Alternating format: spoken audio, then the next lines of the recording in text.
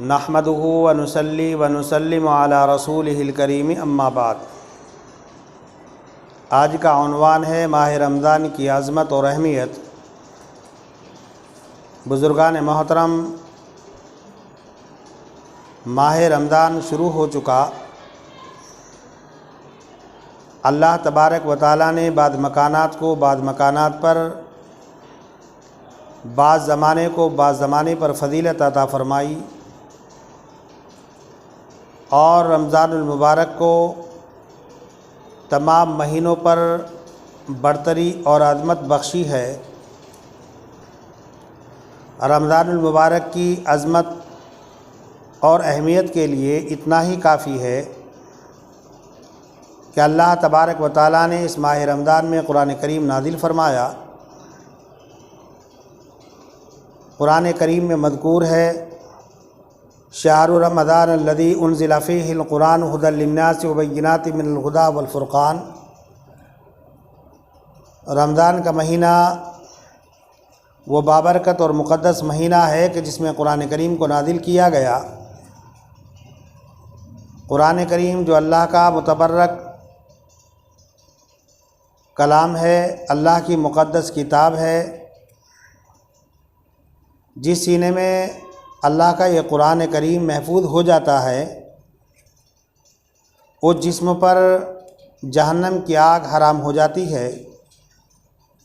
جس محفل اور مجلس میں قرآن کریم پڑھا جاتا ہے، قرآن کریم کی تلاوت کی جاتی ہے،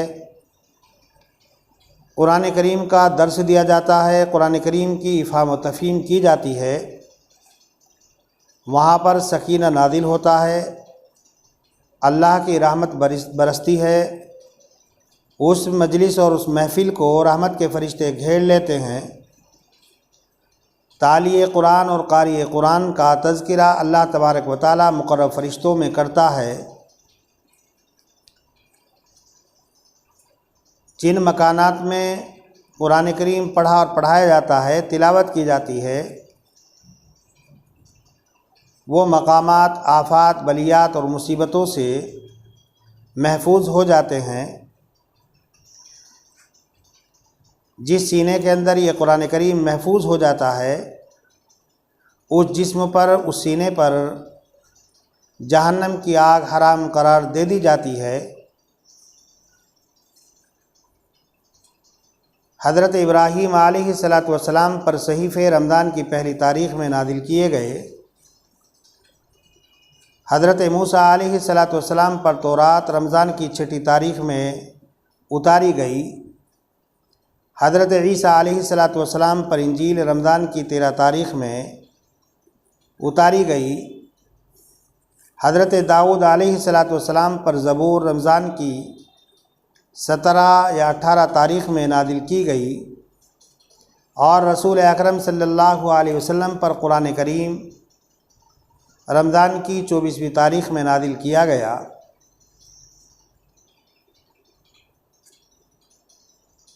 یہ ماہ رمضان المبارک، اس کی عظمت اور فضیلت کا اندازہ اس بات سے بھی لگایا جا سکتا ہے کہ اللہ تبارک و تعالیٰ نے اس ماہ مبارک میں روزوں کو ضروری قرار دیا۔ قرآن کریم میں فرمایا گیا، یا ایھا الذین آمنوا کتب علیکم الصیام کما کتب علی الذین من قبلکم لعلکم تتقون۔ اے ایمان والو، تمہارے اوپر روزے فرض کیے گئے جیسے ان لوگوں پر فرض کیے گئے جو تم سے پہلے تھے۔ اور روزوں کے فرض کرنے کا مقصد یہ ہے تاکہ تم متقی اور پرہیزگار ہو جاؤ، تمہارا ظاہر اور باطن پاک اور صاف ہو جائے، ہر شخص کا قلب مجلہ اور مصفہ ہو جائے، دل و دماغ کے اندر کسی کی طرف سے نفرت، عداوت، دشمنی باقی نہ رہے، وہ امن کا خوگر بن جائے۔ حضرات علماء نے رمضان کے مہینے کو جہنم سے آزادی اور خلاصی کا مہینہ قرار دیا۔ حضرت ابو ہریرہ رضی اللہ تعالیٰ عنہ کی روایت ہے، وہ فرماتے ہیں کہ سرکار دو عالم صلی اللہ علیہ وسلم نے ارشاد فرمایا کہ جب رمضان کا مہینہ شروع ہوتا ہے تو اللہ کی طرف سے فرشتہ منادی کرتا ہے، اعلان کرتا ہے، اے خیر کے چاہنے والے آگے بڑھ، اے شر کے متلاشی، شر کے چاہنے والے رک جا، باز آ جا۔ اور اللہ تبارک و تعالیٰ کی طرف سے بہت سے لوگوں کو جہنم کی آگ سے خلاصی اور آزادی عطا کی جاتی ہے، اور یہ اعلان اللہ تبارک و تعالیٰ کی طرف سے روزانہ رات میں کیا جاتا ہے۔ حضرات علماء نے رمضان کے مہینے کو توبہ اور استغفار کا مہینہ قرار دیا۔ فرمایا گیا کہ رسول اکرم صلی اللہ علیہ وسلم ارشاد فرماتے ہیں کہ ایک جمعہ دوسرے جمعے تک کے لیے اور ایک رمضان المبارک دوسرے رمضان المبارک تک کے لیے گناہوں کو مٹانے کا ذریعہ ہوتا ہے، گناہوں اور سیئات کے لیے کفارہ بن جاتا ہے، بشرطے کہ بڑے بڑے گناہوں سے اجتناب کیا جائے، پرہیز کیا جائے۔ رسول اکرم صلی اللہ علیہ وسلم نے ارشاد فرمایا کہ ایمان کی حالت میں ثواب کی نیت سے جس آدمی نے رمضان کے روزے رکھے اس کے اگلے گناہ معاف کر دیے جاتے ہیں۔ جو آدمی رمضان کے حقوق کو ادا کرتا ہے ایمان کی حالت میں ثواب کی نیت سے، تو اللہ تبارک و تعالیٰ اس کے اگلے گناہ معاف کر دیتا ہے۔ اور جو آدمی لیلۃ القدر میں قیام کرتا ہے ایمان کی حالت میں ثواب کی نیت سے، تو اللہ تبارک و تعالیٰ اس کے اگلے گناہوں کو معاف کر دیتا ہے۔ ماہ مبارک میں لیلۃ القدر بھی، شب قدر بھی پیش آتی ہے، اور لیلۃ القدر کے اندر قیام کرنا، عبادت کرنا، یہ 1000 مہینوں کی عبادت سے بہتر اور افضل ہے۔ ایک مرتبہ حضرت جبرائیل علیہ السلام تشریف لائے، جمعے کا وقت تھا۔ حضرت جبرائیل علیہ السلام نے 3 بد دعائیں کی۔ رسول اکرم صلی اللہ علیہ وسلم نے ان تینوں بد دعاؤں پر آمین فرمایا۔ جب اللہ کے پیغمبر صلی اللہ علیہ وسلم جمعے کی نماز سے فارغ ہو گئے، صحابہ نے معلوم کیا کہ اللہ کے پیغمبر جب آپ ممبر پر تشریف لے جا رہے تھے تو آپ نے 3 مرتبہ آمین فرمایا۔ تو رسول اکرم صلی اللہ علیہ وسلم نے ارشاد فرمایا کہ جبرائیل تشریف لائے تھے اور انہوں نے 3 بد دعائیں کی، میں نے ان 3 بد دعاؤں پر آمین کہا۔ ان 3 بد دعاؤں میں سے ایک بد دعا یہ تھی کہ جس نے رمضان کا مہینہ پایا اور رمضان کا حق ادا کر کے اپنی مغفرت نہیں کرائی تو ایسا شخص ہلاک اور برباد ہو۔ بزرگان محترم، حضرت جبرائیل علیہ السلام کی بد دعا یہ تباہی کے لیے کافی تھی، لیکن مزید رسول اکرم صلی اللہ علیہ وسلم کا آمین فرمانا اس تباہی کے اندر اور شدت پیدا کر دیتا ہے۔ ہمیں چاہیے کہ رمضان کے مہینے کا ہم احترام کریں، سمان کریں اور رمضان کے حقوق ادا کریں۔ حضرات علماء نے رمضان کے مہینے کو صبر کا مہینہ قرار دیا اور یہ فرمایا کہ انسان صبر کے ذریعے سے اپنے آپ کو جتنا اس مہینے میں وابستہ کر سکتا ہے، متصف کر سکتا ہے، دوسرے مہینوں میں صبر کے ساتھ اپنے آپ کو اتنا متصف اور وابستہ نہیں کر سکتا۔ فرمایا گیا کہ روزہ آدھا صبر ہے اور صبر کا بدلہ جنت ہے۔ قرآن کریم میں فرمایا گیا انما یوفی الصابرون اجرہم بغیر حساب، صبر کرنے والے جو حضرات ہوتے ہیں ان کو بغیر حساب کے ان کے کا اجر پورا دیا جائے گا۔ حضرات علماء فرماتے ہیں کہ رمضان المبارک کے مہینے کو دعا کا مہینہ قرار دیا گیا۔ اللہ تبارک و تعالیٰ نے رمضان کے مہینے کے اور روزوں کے جو فضائل قرآن کریم میں ذکر فرمائے، اس کے بعد یہ آیت ذکر کی گئی وَإِذَا سَأَلَكَ عِبَادِي عَنِّي فَإِنِّي قَرِيب، اے پیغمبر، جب تجھ سے میرے بندے میرے بارے میں سوال کریں، پوچھیں تو آپ بتا دیجیے میں ان کے قریب ہوں۔ تو ہر شخص کو دعاؤں کا اہتمام کرنا چاہیے، اور خاص طور سے اس ماہ مبارک میں، اس لیے کہ رسول اکرم صلی اللہ علیہ وسلم نے ارشاد فرمایا کہ 3 آدمیوں کی دعا کبھی رد نہیں ہوتی۔ نمبر 1، روزے دار کی دعا اللہ تبارک و تعالی رد نہیں کرتا۔ نمبر 2، جو حاکم عدل کرتا ہے، انصاف کرتا ہے، اللہ تبارک و تعالی اس کی دعا کو بھی رد نہیں کرتا۔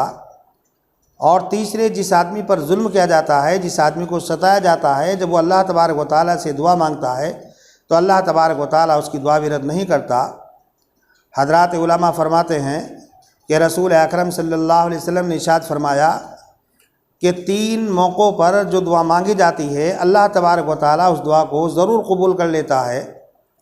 نمبر 1، جب آفتاب غروب ہوتا ہے، افطاری کا جو وقت ہوتا ہے، اس وقت جو دعا مانگی جاتی ہے اللہ تبارک و تعالی اس دعا کو قبول کرتا ہے۔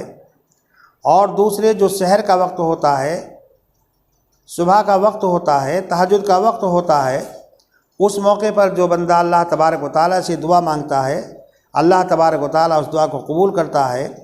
اور روزانہ ہر رات کو سحر کے وقت میں اللہ تبارک و تعالی کی طرف سے اعلان ہوتا ہے کوئی بخش چاہنے والا کہ میں اس کو بخش دوں، ہے کوئی رزق چاہنے والا کہ میں اس کو روزی عطا کروں، ہے کوئی مصیبت میں مبتلا کہ میں اس کی مصیبت کو دور کروں۔ اور تیسرا وقت جو قبولیت کا ہے فجر کی نماز کے بعد کا ہے۔ حضرات علماء نے فرمایا کہ رمضان کے مہینے کو اللہ تبارک و تعالیٰ نے بہت زیادہ اہمیت دی، بہت زیادہ فضیلت رمضان کے مہینے کی بیان کی گئی ہے۔ اور یہ جو رمضان کا مہینہ ہے مقدس مہینہ ہے، بابرکت مہینہ ہے۔ اور حضرات علماء فرماتے ہیں کہ اس مہینے کا جو ایک نام ہے وہ جود و کرم کا مہینہ ہے، سخاوت کا مہینہ ہے۔ ویسے تو رسول اکرم صلی اللہ علیہ وسلم ہر زمانے میں، ہر وقت میں سخاوت کرتے تھے، جود و کرم کا مجسمہ تھے، پیکر تھے، لیکن رمضان المبارک کے مہینے میں آپ کی سخاوت تیز و تند ہوا سے بھی زیادہ بڑھ جاتی تھی۔ اس لیے ہمیں چاہیے کہ ہم اس ماہ مبارک میں صدقہ زیادہ کریں، خیرات زیادہ کریں اور سخاوت سے کام لیں۔ اگر ہم اپنے لیے، اپنے اہل و عیال کے لیے، اپنے بچوں کے لیے افطاری کا سامان لا رہے ہیں، سحری کے لیے انتظام کر رہے ہیں، تو ہمیں چاہیے کہ ہم غربا کا، فقراء کا، ضرورت مندوں کا خیال رکھیں۔ یہ دیکھیں کہ ہمارے پڑوس میں ایسے ضرورت مند لوگ تو نہیں ہیں، اگر ہیں تو ہم ان کے لیے بھی افطاری کا سامان خرید کر کے لائیں، ان کے لیے بھی سحری کا انتظام کریں۔ بزرگان محترم، یہ رمضان کا مہینہ بابرکت مہینہ ہے۔ حدیث پاک کے اندر آتا ہے کہ جب رمضان کا مہینہ شروع ہوتا ہے تو جنت کے دروازوں کو کھول دیا جاتا ہے، جہنم کے دروازوں کو بند کر دیا جاتا ہے، اور شیاطین کو قید کر دیا جاتا ہے۔ رسول اکرم صلی اللہ علیہ وسلم نے ارشاد فرمایا کہ اگر کسی آدمی نے بغیر کسی مجبوری کے، بغیر عذر شرعی کے رمضان کا ایک روزہ چھوڑ دیا اور اس کے بدلے میں پوری زندگی روزے رکھتا رہا، تو پوری زندگی کے روزے رمضان کے ایک روزے کا تدارک اور مکافات نہیں ہو سکتے۔ اگر کسی آدمی نے رمضان کا روزہ رکھنے کے بعد جان بوجھ کر بغیر عذر شرعی کے توڑ دیا تو اس روزے کی قضا اور اس کا کفارہ لازم اور ضروری ہے۔ اس ماہ مبارک میں تراویح کی نماز ادا کی جاتی ہے۔ تراویح کی نماز پڑھنا سنت مؤکدہ ہے۔ مرد و حضرات جماعت کے ساتھ پڑھیں اور عورتیں اپنے گھروں کے اندر فردن فردن، تنہا تنہا پڑھیں۔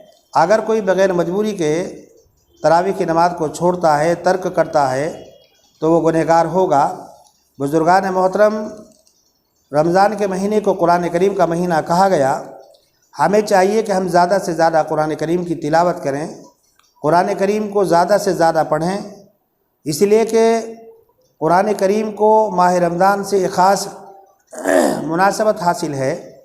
رسول اکرم صلی اللہ علیہ وسلم حضرت جبرائیل علیہ السلام کے ساتھ ماہ رمضان میں قرآن کریم کا دور کرتے تھے، اور جب ہم قرآن کریم کی زیادہ سے زیادہ تلاوت کریں گے، زیادہ سے زیادہ قرآن کریم کو پڑھیں گے تو ہمارے گھر کے اندر خیر و برکت پیدا ہوگی۔